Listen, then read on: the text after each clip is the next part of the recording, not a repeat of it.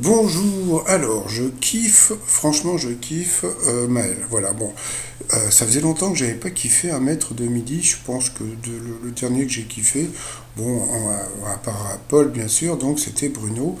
Je trouve que c'était vraiment le candidat le plus kiffant, donc le plus cool des 12 coups de midi, franchement, bon, je vous l'avais dit, hein, j'avais pas vraiment accroché sur le prof de philo. Parce que bon, pour moi, un prof de philo qui doit gagner entre 3 et 4 000 euros par mois, qui pleure à chaque fois qu'il gagne 5 000 balles, franchement, ça m'a jamais ému. Par contre, Maël, je suis désolé, donc le mec, il a tout le temps le sourire. Il vit avec sa maman qui est retraitée, alors attention, un retraité femme de ménage, c'est-à-dire que bon, j'imagine qu'elle doit toucher entre 800 et 1000 euros par mois.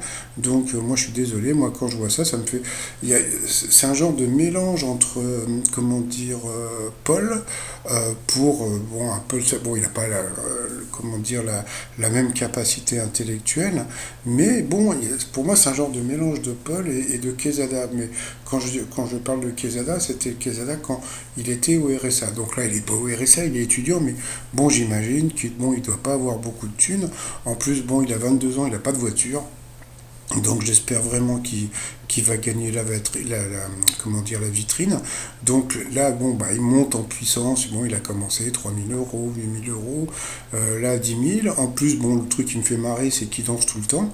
Mais attention, c'est pas du style genre il danse parce que Jean-Luc Reichmann lui demande de danser comme les autres. Non, non, il danse tout le temps. Et puis, comme je vous l'ai montré sur une vidéo que j'ai mise sur mon autre chaîne, il avait participé donc à Question pour un champion. Et comme on peut voir, tous les mecs étaient stoïques, sauf, sauf lui qui était en train de danser. Donc bon, pour celles et ceux qui n'ont pas vu la vidéo, je la mettrai sous cette vidéo. Donc voilà, donc j'espère vraiment qu'il va trouver donc l'étoile mystérieuse. J'ai vu hier que par rapport au chiffre 7 et Lewis Hamilton, j'avais dit qu'il était né un 7, mais bon, il paraît qu'il a gagné 7, il est 7 fois champion du monde. Donc il a égalé, comment il s'appelle, Schumacher. Donc voilà. Donc normalement, l'étoile ne sera pas trouvée aujourd'hui parce que bah il y a 5 cases et puis bon je pense que ils vont lui mettre des questions difficiles comme ils font d'habitude. Donc bon bah on verra tout à l'heure.